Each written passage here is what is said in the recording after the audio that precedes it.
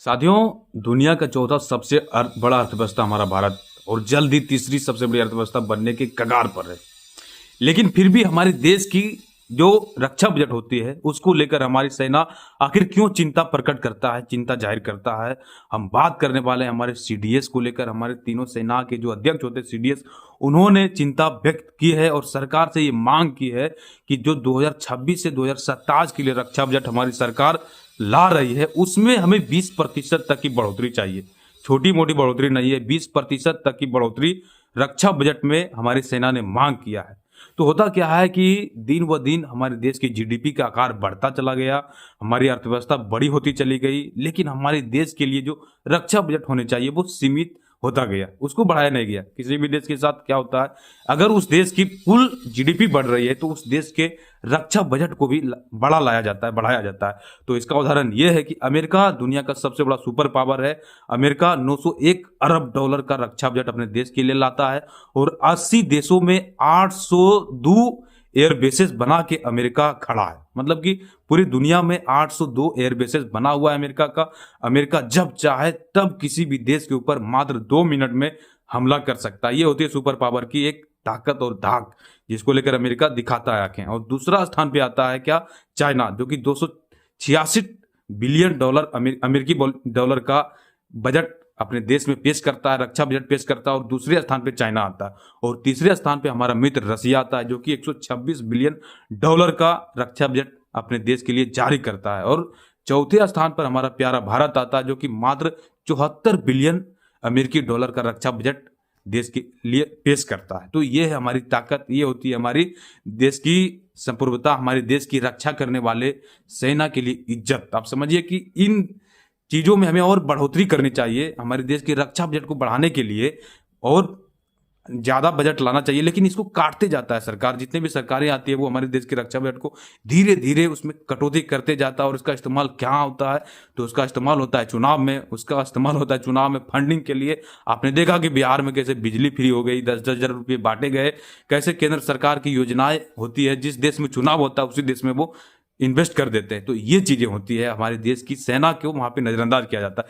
लेकिन अब हमारी सेना ने आंख में आंख मिला के सरकार से ये बातें की है, इसको लेकर एक मांग रखी है कि 2026 से 27 के लिए जो सरकार बजट लाएगी हमारे लिए, उसमें हम 20% तक की बढ़ोतरी की मांग करते हैं। और तैयारी पूरी तरह से सेना ने कर लिया है कि सरकार से इसको लेकर हम 20% तक की बढ़ोतरी की मांग करेंगे। ये होना भी चाहिए भाई साहब।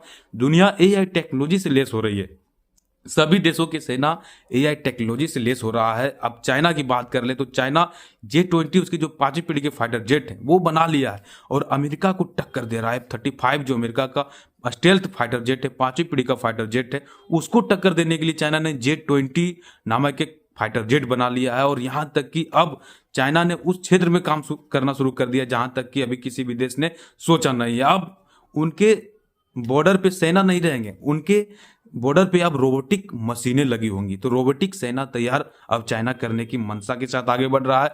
और दुनिया का सबसे खतरनाक स्टेल्थ ड्रोन, इसको बनाने में चाइना ने सफलता हासिल कर ली। ये चाइना की ताकत है। लेकिन हमारा देश कहाँ पिछड़ रहा है, अभी तक फाइटर जेट की इंजन नहीं बना पाए हैं। हम अभी 5वीं पीढ़ी के फाइटर जेट जो हमारी भविष्य की फाइटर जेट है एम का, उस पर अभी हम पूरी तरह से काम नहीं किए और 2036 तक इसको सफलतापूर्वक उड़ाने की योजना हमारी सेना को है, हमारे वैज्ञानिकों की है। लेकिन अब हमें यहाँ पे पूरी तरह से हमारी सेना पे ध्यान देना होगा, क्योंकि जिस देश की सेना ताकतवर होती है, जिस देश की सेना मॉडर्न होती है, उसी देश की दुनिया सुनती है। आपने देखा कि हमारे साथ अभी वर्तमान में चाइना और पाकिस्तान हमारे दुश्मन के रूप में हम अभी जानते थे। हमारे लिए 2 फ्रंट खुले थे।